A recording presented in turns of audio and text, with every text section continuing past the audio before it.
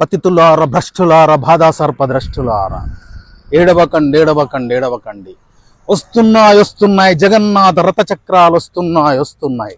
రథచక్రపు ఇరుసులలో పడినలిగిన హీనులార దీనులార దగా పడిన తమ్ములార ఏడవకండి.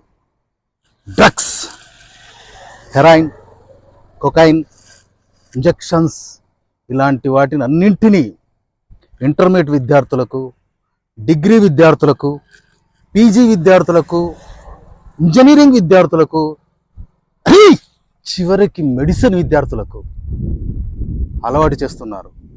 అలాంటి మూఠాలని వెంటపడి వేధించి ఒక్కనొక్కడిని కాల్చిపడదొత్తా కొడకల్లారా.